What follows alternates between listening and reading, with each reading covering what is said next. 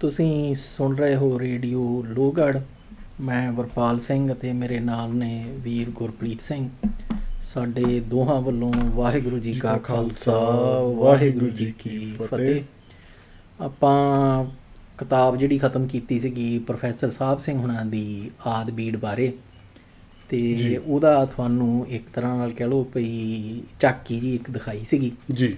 ਅਤੇ ਆਸ ਕਰਦੇ ਹਾਂ ਭਈ ਜਿਹੜੇ ਵੀਰਾਂ ਭੈਣਾਂ ਨੇ ਵੀ ਉਹ ਭਾਗ ਜਿਹੜੇ ਨੇ ਉਸ ਕਿਤਾਬ ਦੇ ਬਾਰੇ ਸਾਡੀ ਡਿਸਕਸ਼ਨ ਦੇ ਉਹ ਜ਼ਰੂਰ ਸੁਣੇ ਹੋਣੇ ਆ ਜੀ। ਅਤੇ ਸੁਣ ਕੇ ਅਤੇ ਉਹ ਕਿਤਾਬ ਪੜ੍ਹਨੇ ਦੀ ਜਿਹੜੀ ਜਿਗਿਆਸਾ ਆ ਵੀ ਉਹ ਜਾਗੀ ਹੋਵੇ ਉਹਨਾਂ ਦੇ ਦਿਲੋਂ ਦਿਮਾਗ ਦੇ ਵਿੱਚ, ਅਤੇ ਉਹ ਪੂਰੀ ਕਿਤਾਬ ਜਿਹੜੀ ਆ ਵੀ ਉਹ ਜ਼ਰੂਰ ਪੜ੍ਹਨ, ਇਹ ਸਾਡੀ ਬੇਨਤੀ ਆ। ਅਤੇ ਅੱਜ ਆਪਾਂ ਕਿਤਾਬ ਜਿਹੜੀ ਨਵੀਂ ਆ ਉਹ ਸ਼ੁਰੂ ਕਰਨ ਲੱਗੇ ਆ ਸਿੱਖ ਮਿਸ਼ਨਰੀ ਕਾਲਜ ਵਾਲਿਆਂ ਦੀ, ਜਿਹੜੀ ਆ ਭਈ ਸਿੱਖ ਧਰਮ ਫਲਸਫਾ।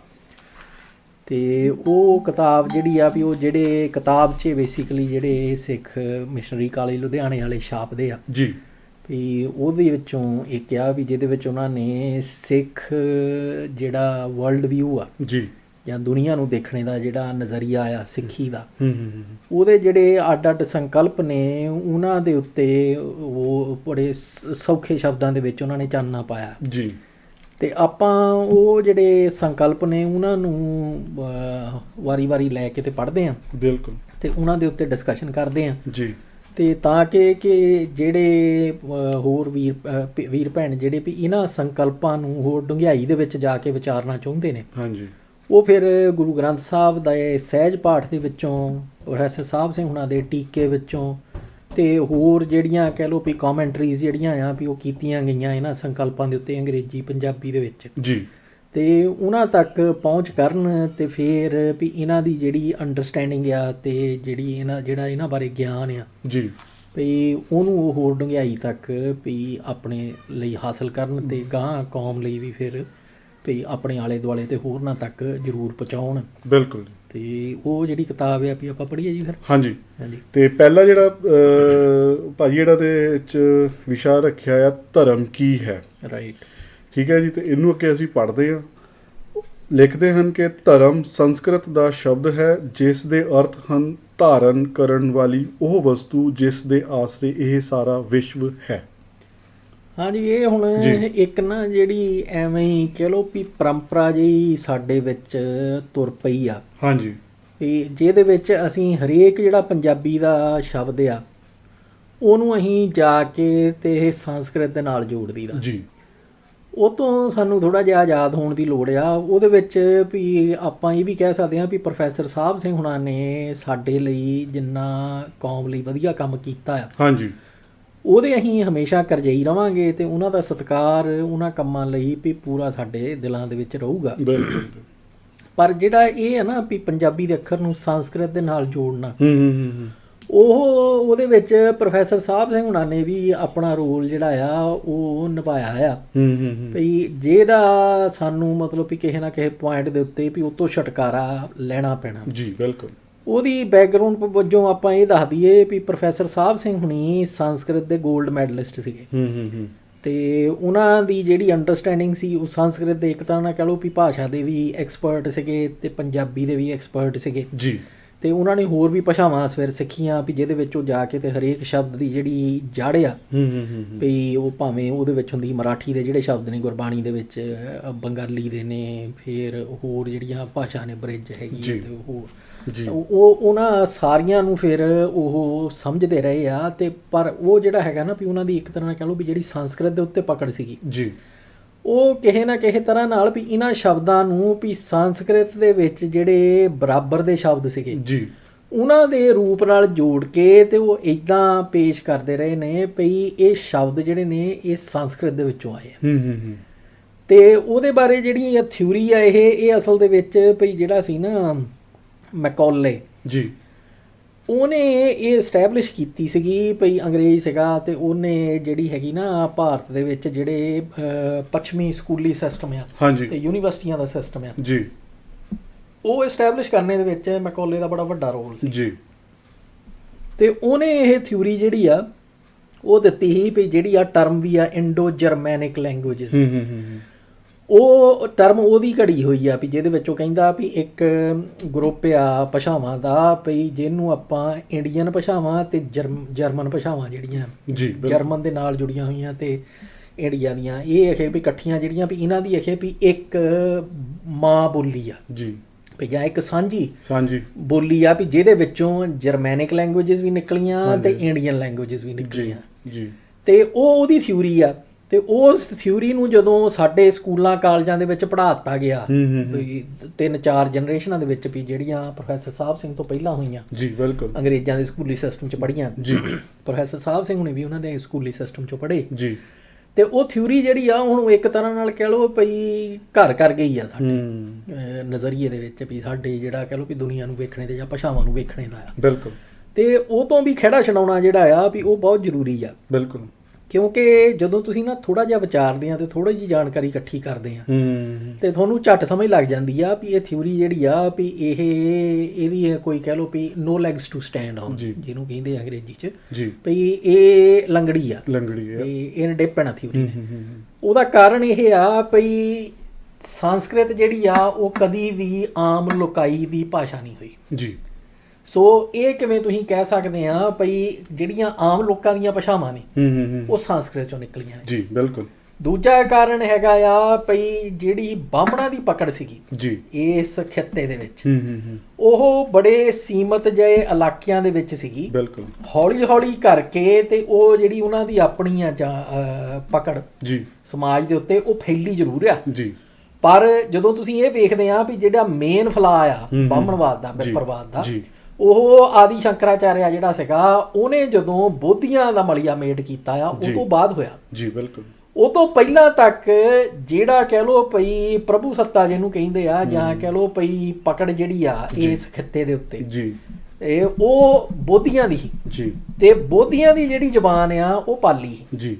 ਹੁਣ ਜਿਹੜੇ ਸ਼ਬਦ ਆਪਾਂ ਪੰਜਾਬੀ ਦੇ ਵਿੱਚ ਵੇਖਦੇ ਹਾਂ ਜੀ ਉਹ ਹੂ ਬਹੂ ਪਾਲੀ ਭਾਸ਼ਾ ਦੇ ਵਿੱਚ ਮੌਜੂਦ ਨੇ ਜੀ। ਜਿਵੇਂ ਸਿੱਖ ਆ ਜੀ, ਸਿੱਖ ਸ਼ਬਦ ਜਿਹੜਾ ਆ ਉਹ ਹੂ ਬਹੂ ਪਾਲੀ ਭਾਸ਼ਾ ਦੇ ਵਿੱਚ ਮੌਜੂਦ ਆ। ਸਹੀ ਗੱਲ ਹੈ। ਔਰ ਉਹਦਾ ਹੈਗਾ ਵੀ ਇਹੀ ਆ ਵੀ ਜਿਹੜਾ ਬੰਦਾ ਸਿੱਖਣੇ ਵਾਲਾ ਯਾਰ। ਹੁਣ ਉਹ ਜਦੋਂ ਤੁਸੀਂ ਵੇਖਦੇ ਆ ਤੇ ਜਦੋਂ ਇਹ ਦੇਖਦੇ ਆ ਵੀ ਜਿਹੜੀ ਸੰਸਕ੍ਰਿਤ ਆ ਉਹ ਤੇ ਬਾਹਮਣਾਂ ਦੀ ਆਪਣੀ ਕਹਿ ਲਓ ਵੀ ਕੋਡ ਲੈਂਗੁਏਜ ਸੀਗੀ ਬਿਲਕੁਲ। ਉਹ ਸਿਰਫ ਇੱਕ ਬਾਹਮਣ ਦੂਜੇ ਬਾਹਮਣ ਨੂੰ ਸਿਖਾਉਂਦਾ ਸੀ, ਹੋਰ ਕਿਸੇ ਨੂੰ ਸਿਖਾਉਂਦੇ ਨਹੀਂ ਜੀ ਬਿਲਕੁਲ। ਸੋ ਉਹਦੇ ਵਿੱਚੋਂ ਸ਼ਬਦ ਜਿਹੜੇ ਆ ਉਹ ਮਰਾਠੀ ਦੇ ਵਿੱਚ, ਪੰਜਾਬੀ ਦੇ ਵਿੱਚ, ਤਾਮਿਲ, ਤੇਲਗੂ, ਹੋਰ ਸਾਰੀਆਂ ਜਿਹੜੀਆਂ ਭਾਸ਼ਾਵਾਂ ਨੇ ਬਿਲਕੁਲ ਉਹਨਾਂ ਹੀ ਕਿੱਥੋਂ ਚੱਲ ਗਏ ਬਿਲਕੁਲ। ਸਹੀ ਗੱਲ ਹੈ। ਖਾਸ ਤੌਰ ਦੇ ਉੱਤੇ ਵੀ ਪਾਲੀ ਜਿਹੜੀ ਆ ਲੈਂਗੁਏਜ ਉਹਦਾ ਕੋਈ ਵੀ ਐਸਾ ਹੈ ਨਹੀਂਗਾ ਦੂਸਰਾ ਐਵੀਡੈਂਸ ਜਾਂ ਸਬੂਤ ਜੀ ਜਿਹੜਾ ਇਹ ਕਵੇ ਵੀ ਪਾਲੀ ਭਾਸ਼ਾ ਜਿਹੜੀ ਆ ਉਹ ਸੰਸਕ੍ਰਿਤ ਚੋਂ ਨਿਕਲੀ। ਸਹੀ ਗੱਲ, ਨਾ ਕੋਈ ਪ੍ਰੋਸੈਸ ਬਣਦਾ ਆ। ਨਹੀਂ ਕੱਲ ਨੂੰ ਇਹਨਾਂ ਨੇ ਇਹ ਵੀ ਕਲੇਮ ਕਰ ਦੇਣਾ ਆ ਜਿੱਦਾਂ ਅੱਜ ਤਾਜ ਮਹਿਲ ਦੇ ਉੱਤੇ ਕਲੇਮ ਕਰੀ ਜਾ ਰਹੇ ਆ, ਕੁਤਬ ਮੀਨਾਰ ਦੇ ਉੱਤੇ ਕਲੇਮ ਕਰੀ ਜਾ ਰਹੇ ਆ, ਦਰਬਾਰ ਸਾਹਿਬ ਤੇ ਕਰੀ ਜਾਂਦੇ ਆ, ਦਰਬਾਰ ਸਾਹਿਬ ਉੱਤੇ ਕਲੇਮ ਕਰੀ ਜਾ ਰਹੇ ਆ, ਤੇ ਕੱਲ ਨੂੰ ਇਹਨਾਂ ਨੇ ਇਹ ਵੀ ਕਲੇਮ ਕਰ ਦੇਣਾ ਆ। ਬੜੀਆਂ ਮਤਲਬ ਕਹਿ ਲਓ ਵੀ ਝੂਠੀਆਂ ਕਹਾਣੀਆਂ ਅਗਲਿਆਂ ਦਾ ਸਾਰਾ ਕੁਝ ਜਿਹੜਾ ਝੂਠ ਦੇ ਉੱਤੇ, ਮਿੱਥ ਦੇ ਉੱਤੇ, ਮਿਥਿਹਾਸ ਦੇ ਉੱਤੇ ਖੜਾ ਆ ਬਿਲਕੁਲ। ਉਹ ਜਦੋਂ ਮਰਜ਼ੀ ਜਿੱਦਾਂ ਦੀ ਮਰਜ਼ੀ ਕਹਾਣੀ ਜਿਹੜੀ ਘੜ ਲੈਂਦੇ ਆ ਵਿਦਆਊਟ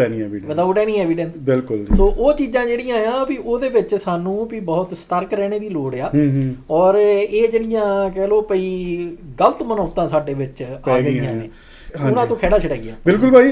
ਇਹਨਾਂ ਮਨੌਤਾਂ ਦੇ ਨਾਲ ਨਾਲ ਨਾ ਇੱਕ ਜਿਹੜਾ ਨੁਕਸਾਨ ਇਹ ਵੀ ਹੋ ਰਿਹਾ ਆ ਕਿ ਜਿਹੜੀ ਸਾਡੀ ਨੌਜਵਾਨ ਪੀੜ੍ਹੀ ਨੂੰ ਇਹ ਗੁਸਾਇਆ ਜਾ ਰਿਹਾ ਕਿ ਪੰਜਾਬੀ ਭਾਸ਼ਾ ਆਪਣੇ ਆਪ 'ਚ ਇੰਨੀ ਰਿਚ ਨਹੀਂ ਹੈਗੀ ਕਿ ਤੁਸੀਂ ਆਪਣੀ ਫੀਲਿੰਗਸ ਨੂੰ ਐਕਸਪ੍ਰੈਸ ਕਰ ਸਕੋ।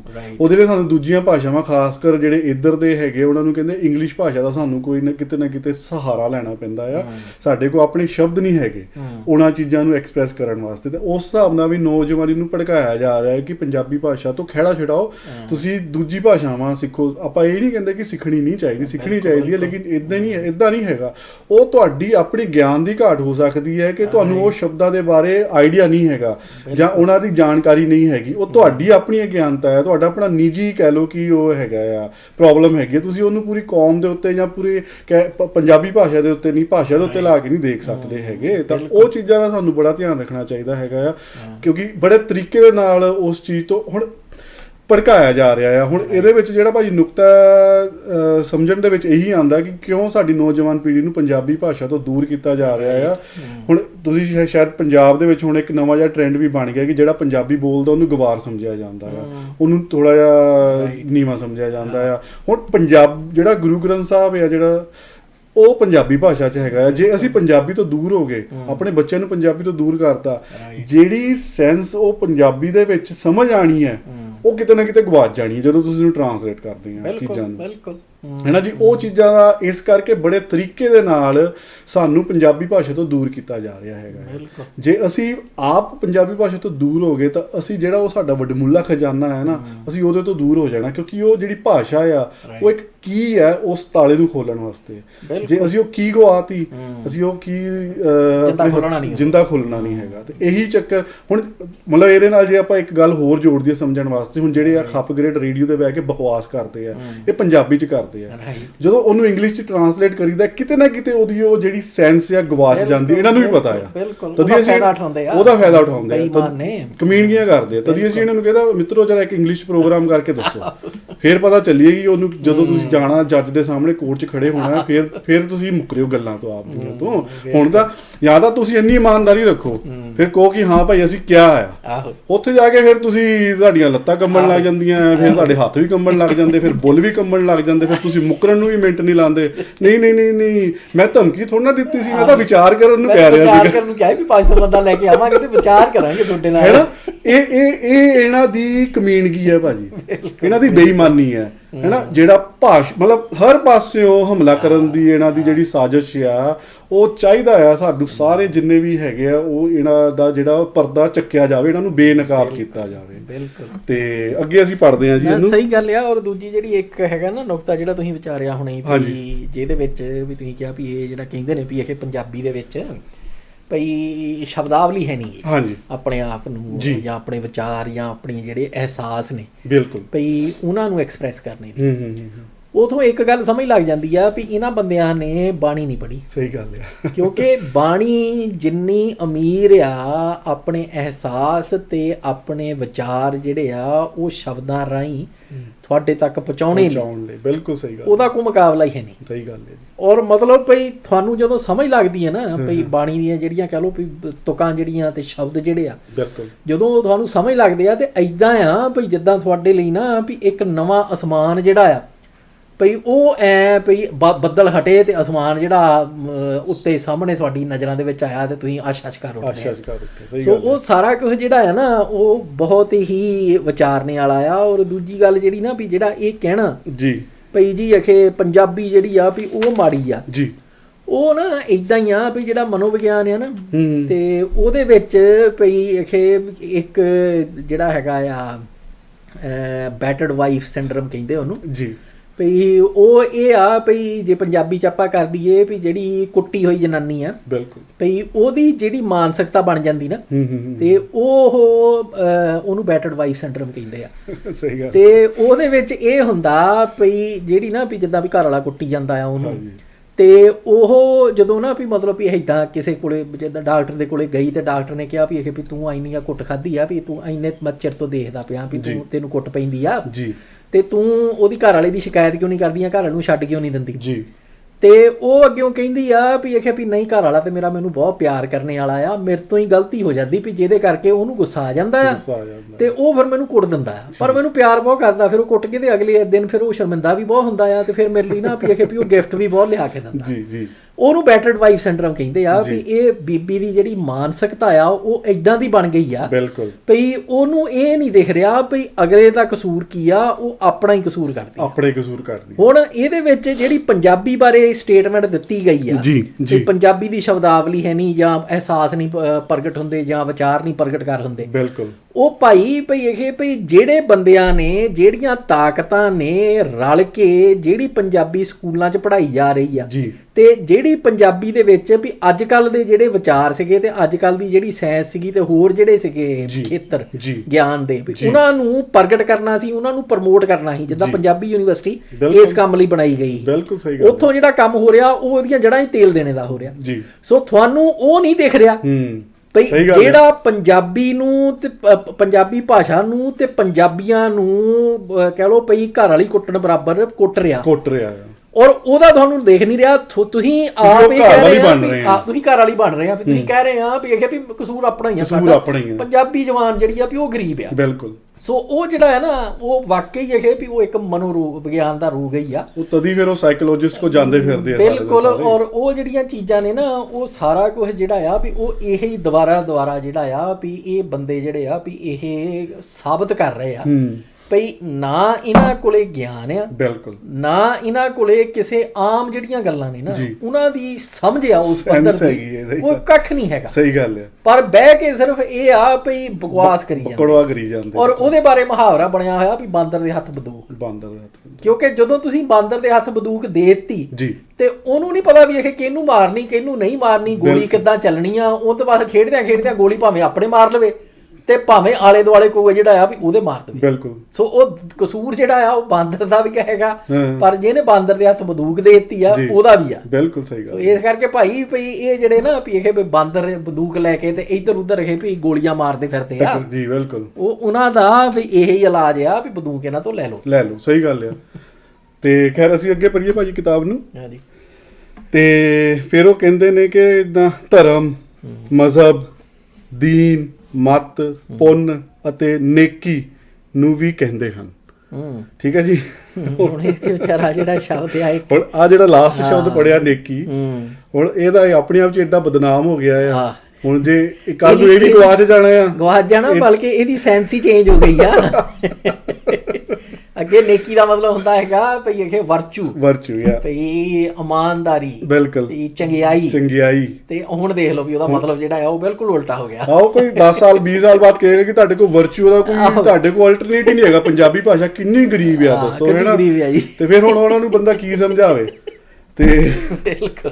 ਖੈਰ ਅੱਗੇ ਉਹ ਲਿਖਦੇ ਹਨ ਕਿ ਜਿਸ ਤਰ੍ਹਾਂ ਬੇੜੀ ਮਲਾਹ ਤੋਂ ਬਿਨਾਂ ਕਿਸੇ ਬੰਦੇ ਨਹੀਂ ਲੱਗ ਸਕਦੀ, ਇਸੇ ਤਰ੍ਹਾਂ ਧਰਮ ਤੋਂ ਬਿਨਾਂ ਮਨੁੱਖ ਜਾਤੀ ਦਾ ਉਧਾਰ ਨਹੀਂ ਹੋ ਸਕਦਾ।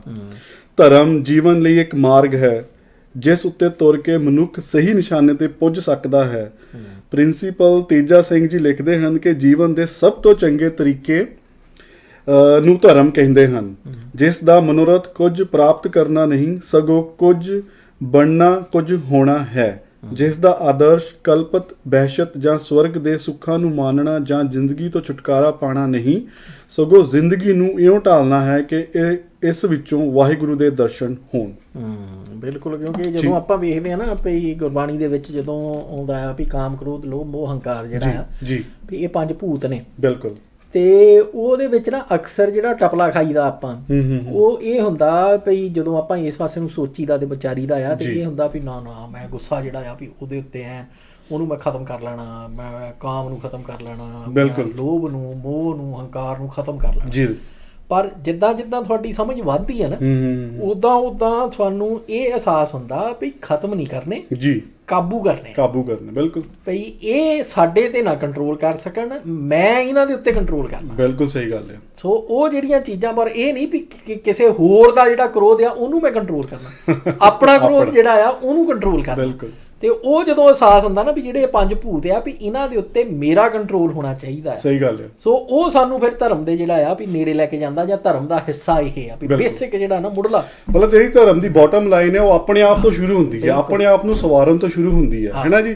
ਹੁਣ ਕਿਉਂਕਿ ਭਾਜੀ ਜਿਹੜੀ ਜਿੱਦਾਂ ਹੁਣ ਆਪਾਂ ਗੱਲ ਕੀਤੀ ਜਿਹੜੀ ਬਾਟਮ ਲਾਈਨ ਇਹ ਹੈ, ਲੇਕਿਨ ਹੁਣ ਧਰਮ ਦਾ ਜਿਹੜਾ ਰੂਪ ਇਹਨਾਂ ਨੇ ਬਣਾ ਕੇ ਪੇਸ਼ ਕਰ ਦਿੱਤਾ ਆ। ਚਾਹੇ ਅਸੀਂ ਹੁਣ ਦੀ ਗੱਲ ਕਰਦੇ ਜੇ ਪਿੱਛੇ ਵੀ ਜਾ ਕੇ ਦੇਖ ਆਈਏ, ਜਿਹੜਾ ਡੇਰਾਵਾਦ ਜਿੱਦਾਂ ਫੈਲਿਆ ਧਰਮ ਦੇ ਨਾਂ ਦੇ ਉੱਤੇ, ਚਾਹੇ ਹੋਰ ਪਖੰਡ ਫੈਲੇ, ਚਾਹੇ ਉਦੋਂ ਹੋਰ ਪਿੱਛੇ ਚੱਲ ਜਾਈਏ ਜਦੋਂ ਬਾਹਮਣ ਨੇ 4 ਵਰਨ ਬਣਾਤੇ ਸੀਗੇ, ਮੋਟੇ ਸਮਾਜ ਦੇ 4 ਹਿੱਸੇ ਬਣਾਤੇ ਸੀ, ਉਹ ਵੀ ਧਰਮ ਦੇ ਨਾਂ ਤੇ ਬਣਾਈ ਸੀ ਉਹਨੇ ਕਿ ਭਾਈ ਇਹ ਧਰਮ ਦੇ ਨਾਂ ਤੇ ਸਾਰਾ ਕੁਝ ਚੱਲ ਰਿਹਾ ਆ।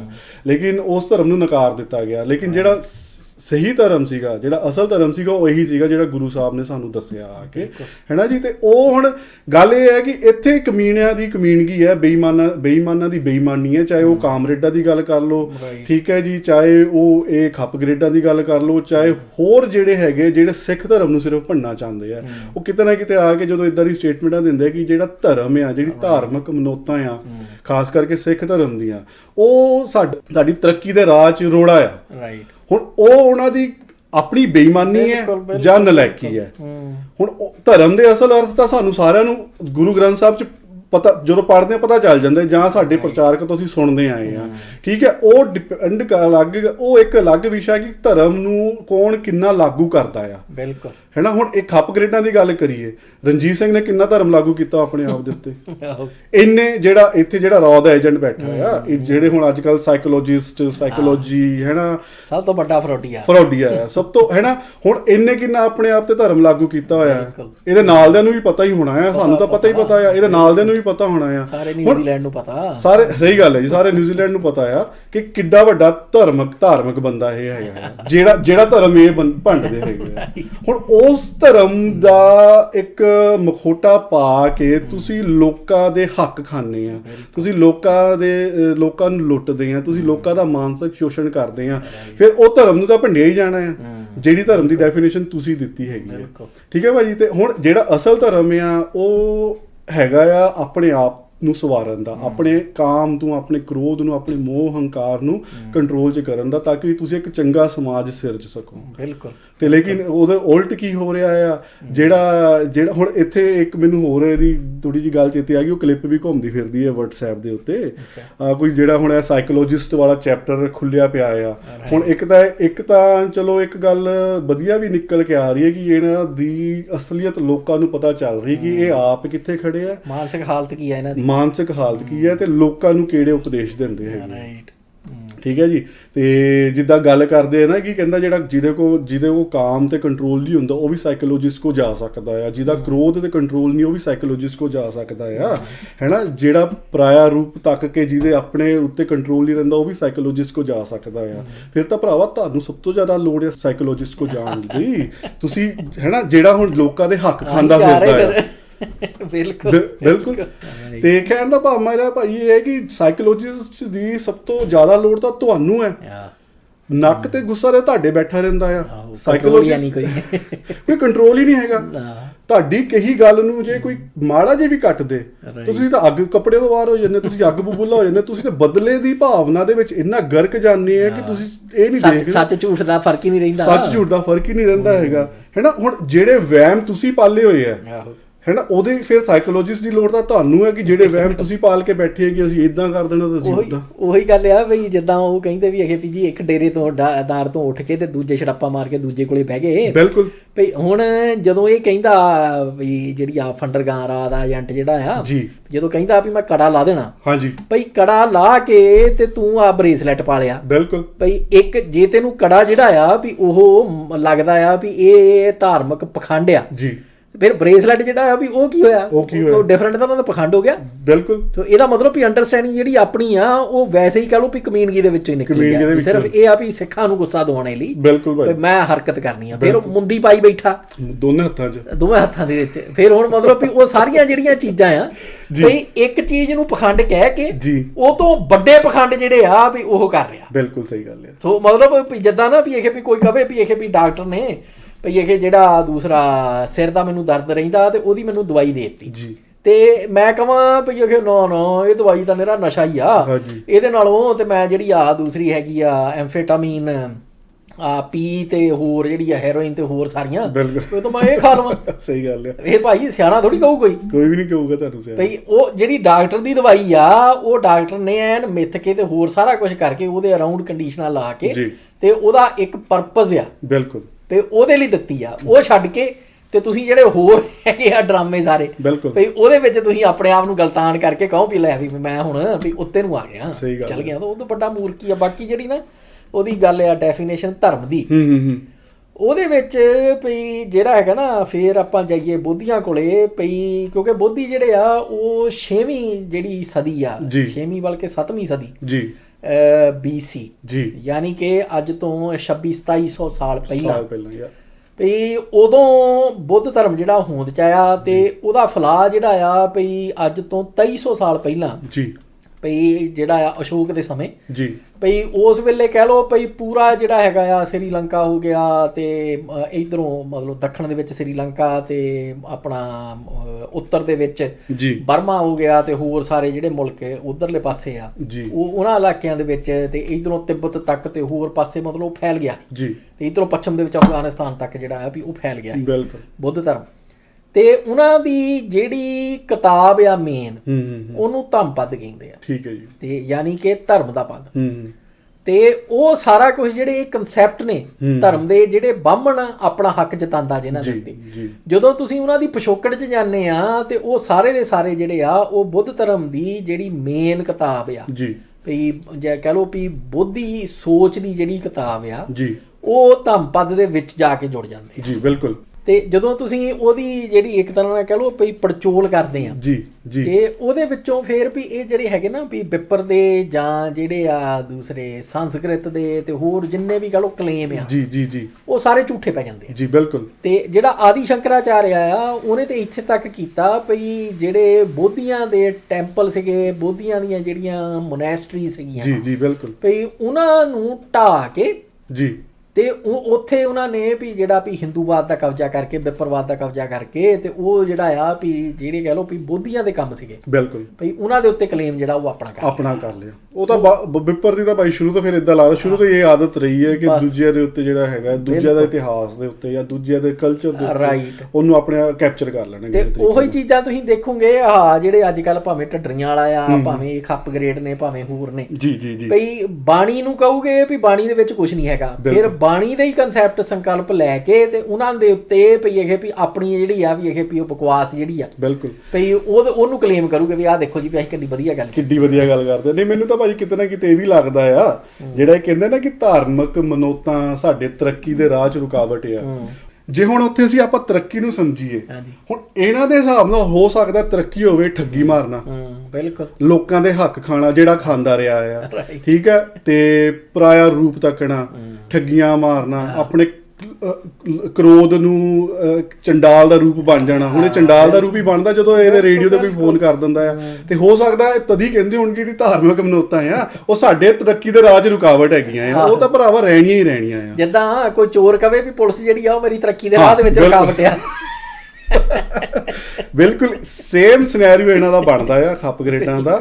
ਗੁਰਬਾਣੀ ਇਹਨਾਂ ਨੇ ਪੜ੍ਹੀ ਨਹੀਂ। ਜੇ ਮਿੱਤਰੋ ਗੁਰਬਾਣੀ ਪੜ੍ਹੀ ਹੁੰਦੀ ਨਾ ਤੁਹਾਨੂੰ ਸਾਈਕੋਲੋਜਿਸਟਾਂ ਕੋਲ ਜਾਣ ਦੀ ਲੋੜ ਹੀ ਨਹੀਂ ਪੈਣੀ ਸੀ ਜੇ ਚੱਜ ਨਾਲ ਪੜ੍ਹੀ ਹੁੰਦੀ। ਦੂਜੀ ਗੱਲ ਇਹ ਵੀ ਹੈ ਨਾ ਵੀ ਜਿਹੜੀ ਗੁਰਬਾਣੀ ਇਹਨਾਂ ਦੇ ਕੰਨੀ ਪੈਂਦੀ ਆ ਉਹ ਇਹਨਾਂ ਨੂੰ ਅਹਿਸਾਸ ਕਰਾਉਂਦੀ ਆ ਵੀ ਇਹ ਕਿੱਡੇ ਗਿਰੇ ਹੋਏ ਨੇ। ਸੋ ਤਾਂ ਕਰਕੇ ਗੁਰਬਾਣੀ ਤੋਂ ਅਲਰਜੀ ਹੁੰਦੀ ਹੈ ਨਾ। ਬਿਲਕੁਲ ਸਹੀ ਗੱਲ।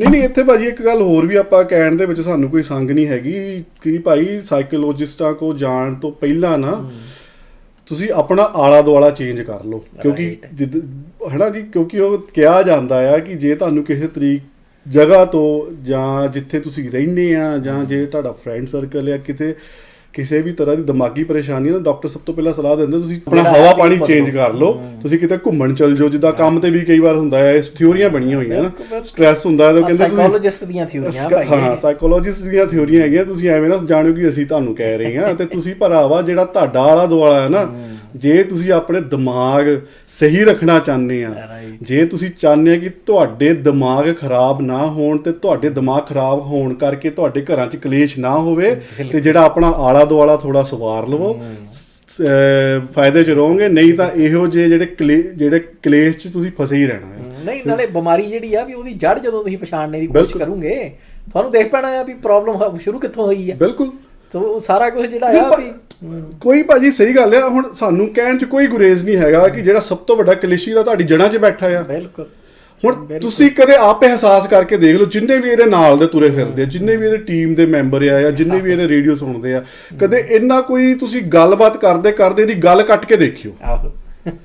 ਤੁਸੀਂ ਮਤਲਬ ਇਹ ਤਾਂ ਭਾਜੀ ਇਹ ਤਾਂ ਕੱਪੜਿਆਂ ਤੋਂ ਬਾਹਰ ਹੋ ਜਾਂਦਾ। ਇਹ ਤਾਂ ਉਹ ਬਲਦ ਬਣ ਜਾਂਦਾ ਕਹਿੰਦਾ ਧਰਤੀ ਤਾਂ ਮੈਂ ਹੀ ਚੱਕੀ ਆ, ਤੂੰ ਕਿੱਦਾਂ ਆ ਗਿਆ ਮੇਰਾ। ਇਹ ਤਾਂ ਉਹ ਵਾਲਾ ਬਲਦ ਬਣ ਜਾਂਦਾ ਆ, ਕਹਿੰਦਾ ਧਰਤੀ ਤਾਂ ਮੇਰੇ ਸਿੰਘ ਤੇ ਖੜੀ ਹੈ ਯਾਰ, ਤੁਸੀਂ ਕੌਣ ਹੁੰਦੇ ਆ ਇਹ ਧਰਤੀ ਨੂੰ ਆਪਣੇ ਸਿੰਘਾਂ ਤੇ ਖੜਾਉਣ ਵਾਲੇ। ਮਤਲਬ ਇਹ ਮੈਂ ਆਪਾਂ ਦਲੀਲ ਗੱਲਾਂ ਤਾਂ ਕਰ ਰਹੇ ਤੁਹਾਨੂੰ ਸਮਝ ਆ ਜਾਏ ਕਿ ਗੱਲ ਦੀ ਜਿਹੜੀ ਬਿਮਾਰੀ ਦੀ ਜੜ ਕਿੱਥੇ ਹੈਗੀ ਹੈ। ਜੇ ਤੁਸੀਂ ਉਹ ਆਲਾ ਦੁਆਲਾ ਚੇਂਜ ਕਰ ਲਿਆ ਨਾ, ਤੁਸੀਂ ਦੇਖਿਓ ਤੁਸੀਂ ਕਿੰਨੇ ਹਲਕੇ ਮਹਿਸੂਸ ਕਰਨਾ ਆ, ਤੁਸੀਂ ਕਿੱਦਾਂ ਸੌਖੇ ਹੋ ਜਾਣਾ ਆ, ਹੈਨਾ। ਹੁਣ ਗੱਲ ਇਹ ਹੈ ਕਿ ਭਾਈ ਤੁਸੀਂ ਕਦੇ ਉਹਦੇ ਨਾਲ ਤੁਸੀਂ ਗੱਲ ਤਾਂ ਕਰਕੇ ਦੇਖੋ, ਡਿਬੇਟ ਕਰਕੇ ਦੇਖੋ। ਨਾਲੇ ਸਾਨੂੰ ਸਾਰਿਆਂ ਨੂੰ ਪਤਾ ਆ, ਸਾਡੀ ਗੱਲ ਨਹੀਂ ਨਿਊਜ਼ੀਲੈਂਡ ਦੀ, ਅਸੀਂ ਆਪਣੀ ਗੱਲ ਨਹੀਂ ਕਰਦੇ, ਜਿੰਨੇ ਵੀ ਤੁਹਾਨੂੰ ਸੁਣਦੇ ਆ ਸਾਰਿਆਂ ਨੂੰ ਪਤਾ ਉਹ ਕਿੱਦਾਂ ਝੜਕਦਾ ਤੁਹਾਡੇ, ਕਿੱਦਾਂ ਝਾੜਦਾ ਆ। ਲਾਈਵ ਹੀ ਤੁਹਾਨੂੰ ਝਾੜੀ ਜਾਂਦਾ ਤੇ ਪਿੱਠ ਪਿੱਛੇ ਕੀ ਕਰਦਾ ਹੋਣਾ ਆ। ਪਰ ਮਤਲਬ ਵੀ ਆਪਣੀ ਔਕਾਤ ਜਿਹੜੀ ਉਹਦੀ ਆ ਜੀ ਉਹ ਟਕੇ ਦੀ ਨਹੀਂ, ਔਕਾਤ ਟਕੇ ਦੀ ਵੀ ਨਹੀਂ ਹੈਗੀ। ਉਹਦਾ ਭਾਜੀ ਪ੍ਰੈਜ਼ੈਂਟ ਇਦਾਂ ਕਰਦਾ ਵੀ ਜਿੱਦਾਂ ਇਹ ਤੋਂ ਸਿਆਣਾ ਕੋਈ ਨਹੀਂ। ਆਹੋ ਭੁਲੇਖਾ ਆ ਨਾ। ਨਹੀਂ ਮੈਂ ਉਹੀ ਗੱਲ ਕਰਦਾ ਨਾ ਕਿ ਜਿਹੜਾ ਵਹਿਮ ਇਹਨਾਂ ਨੇ ਪਾਲਿਆ ਹੋਇਆ ਨਾ ਕਿ ਮੈਂ ਬੜਾ ਸਿਆਣਾ ਆ, ਉਹ ਤਾਂ ਤੁਸੀਂ ਕਦੇ ਟੈਸਟ ਕਰਾ ਕੇ ਦੇਖ ਲਿਓ। ਕਿਸੇ ਨਾਲ ਵਿਚਾਰ ਕਰਦੇ ਹੁਣ ਸਾਨੂੰ ਉਹਦੇ ਵਿੱਚ ਕਹਿਣ ਦੀ ਵੀ ਕੋਈ ਲੋੜ ਨਹੀਂ ਹੈਗੀ, ਸਾਰਿਆਂ ਨੂੰ ਪਤਾ ਆ ਜਦੋਂ ਇਹਦੀ ਕਿਸੇ ਨਾਲ ਵਿਚਾਰ ਹੁੰਦੀ ਹੈ ਤੇ ਕਿੱਦਾਂ ਮਿੰਟ 'ਚ ਕੱਪੜਿਆਂ ਤੋਂ ਬਾਹਰ ਹੋ ਜਾਂਦਾ। ਫਿਰ ਮੂਹਰੇ ਬੰਦਾ ਜੇ ਕਹਿ ਦੇ ਭਾਈ ਤੂੰ ਸਾਈਕੋਲੋਜਿਸਟ ਕੋ ਜਾ ਕੇ ਦਿਖਾ ਆਪਣੇ ਆਪ ਨੂੰ, ਤੈਨੂੰ ਤਾਂ ਗੱਲ ਕਰਨ ਦੀ ਅਕਲ ਨਹੀਂ ਹੈਗੀ, ਤੈਨੂੰ ਤਾਂ ਪਤਾ ਹੀ ਨਹੀਂ ਕਿ ਕਿਸੇ ਬੰਦੇ ਨਾਲ ਗੱਲ ਕਿੱਦਾਂ ਕਰੀਦੀ ਹੈਗੀ ਆ, ਤੇ ਆਪਣੇ ਵਾਸਤੇ ਤੂੰ ਸਤਿਕਾਰ ਭਾਲਦਾ ਆ, ਹੈਨਾ। ਤੇ ਮੁੱਕਦੀ ਗੱਲ ਭਾਜੀ ਇੱਥੇ ਅਸੀਂ ਇਹ ਕਰਦੇ ਹਾਂ ਕਿ ਜਿਹੜਾ ਭਾਈ ਜਿਹੜੇ ਵੀ ਤੁਸੀਂ ਦਿਮਾਗੀ ਮਾਨਸਿਕ ਬਿਮਾਰੀ ਦੇ ਦਲਦਲ 'ਚ ਫਸ ਰਹੇ ਆ, ਉਹਦੀ ਬਿਮਾਰੀ ਦੀ ਜੜ ਲੱਭੋ, ਜੜ ਨੂੰ ਤੁਸੀਂ ਠੀਕ ਕਰੋ। ਸਾਈਕੋਲੋਜਿਸਟਾਂ ਕੋਲ ਜਾਣ ਨਾਲ ਠੀਕ ਆ, ਤੁਹਾਨੂੰ ਹੌਸਲਾ ਹੋ ਜਾਊਗਾ, ਉਹ ਤੁਹਾਡੇ ਵਿਸਾਖੀਆਂ ਲਾ ਦੂਗਾ ਤੁਰਨ, ਲੇਕਿਨ ਹਿੰਮਤ ਤੁਹਾਨੂੰ ਆਪੇ ਹੀ ਕਰਨੀ ਪੈਣੀ। ਆਲਾ ਦੁਆਲਾ ਚੇਂਜ ਕਰੋ, ਆਪਣਾ ਆਲਾ ਦੁਆਲਾ ਠੀਕ ਕਰ ਲਓ। ਹੁਣ ਤੁਸੀਂ ਰਹਿੰਦੇ ਗੰਦ 'ਚ ਰਹਿ ਕੇ ਤੁਸੀਂ ਇਹ ਐਕਸਪੈਕਟ ਕਰੋ ਕਿ ਬਿਮਾਰੀਆਂ ਨਾ ਲੱਗਣ ਸਾਨੂੰ, ਉਹ ਲੱਗਣੀਆਂ ਹੀ ਲੱਗਣੀਆਂ। ਜਾਂ ਗੰਦ 'ਚ ਰਹਿ ਕੇ ਤੁਸੀਂ ਸੋਚੋ ਕਿ ਸਾਡੇ ਤੋਂ ਸਮੈਲ ਨਾ ਆਵੇ, ਸਮੈਲ ਤਾਂ ਆਣੀ ਆਣੀ ਹੈ ਮਿੱਤਰੋ। ਤੁਸੀਂ ਆਪਣਾ ਜਦ ਤੱਕ ਉਹ ਗੰਦ ਤੋਂ ਪਰੇ ਨਹੀਂ ਹੁੰਦੇ ਹੈਗੇ। ਤਾਂ ਖੈਰ ਅੱਗੇ ਫਿਰ ਭਾਜੀ ਉਹ ਲਿਖਦੇ ਹਨ ਕਿ ਧਰਮ ਸੰਬੰਧੀ ਕੁਝ ਪੱਛਮੀ ਵਿਦਵਾਨਾਂ ਦੀਆਂ ਰਾਵਾਂ।